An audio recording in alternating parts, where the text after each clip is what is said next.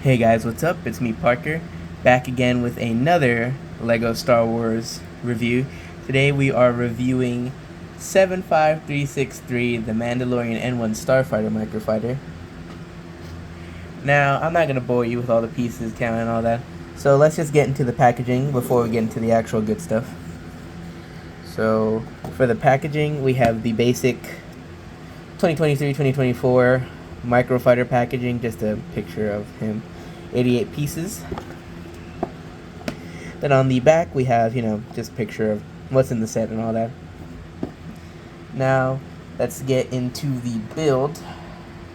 Let me get these guys out of here. So here we have the N-1 Naboo Starfighter. Let me zoom in a little bit. Alright, there we go. So, overall, I really like this build. For some reason, I've been on a Microfighter kick recently, so I really like Microfighters right now. So I'm a little biased, but I think overall this is a pretty nice representation of his, rebuilt Starfighter. So of course in there you get the seating, then here you have the thrusters, and on the back you have the little wing. I like how you can see some of that old yellow from the old Starfighter. Obviously the little one singular glass cheese slope to represent a window. Has some of these newer stud shooters, which shoot green studs. Some exposed studs right there, so you can add on, I suppose. Then right here you have a blue stud, and then these little lance pieces. The back you have another thruster along with the tail, of course. A little seat for Grogu. Bottom, nothing really happening. So let's get into the reason anyone would really buy this. First off, we have Grogu. Pretty good for what LEGO can do, in my opinion. It's just a simple little baby. We'll just print it, and then you can take off the head. Not a whole lot of articulation there, but he sits very comfortably in that little one by one tile. So you can sit there. And then probably the reason most people ended up buying this was the Mandalorian, Din Djarin. Now this one and the Razor Crest have been amazing ways to get Din Djarin. Because before this, he usually only appeared in the big sets. I remember that one ATST in 2022. So, 2 Microfighters with a pretty desirable figure, I'd say, because a lot of people like the Mandalorian. Now, of course, this is just the regular one with printed arms.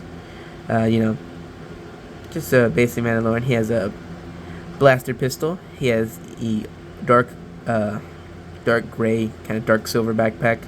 Mandalorian helmet, and under you have the Pedro Pascal head. So, that's always nice. Overall, this is the first time I've ever gotten this minifigure, so it's nice to finally have a Mandalorian. You can just see him in there, and there's extra space in there because of his jetpack. So that is the Microfighter kind of, in action. Now, of course, always gotta do the would I recommend this? No, I would not. Now, you might be saying, oh, you've praised this set so much in this review, what do you mean you wouldn't recommend it? Now, the set is good. I'll give it that. It's a very nice Microfighter, very faithful adaptation of the ship. But in my opinion, it was expensive when it first came out. It was $16.99 instead of the usual $12.99 nowadays for these Microfighters. And we all know it's only because they included Grogu, which obviously this guy isn't worth $4 to be added in an extra set.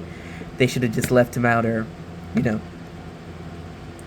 not charged an extra $4 for a baby Grogu who comes in a lot of sets nowadays. Especially in, the Bark Speeder Escape. He's also in that one. So a lot of ways to get Grogu.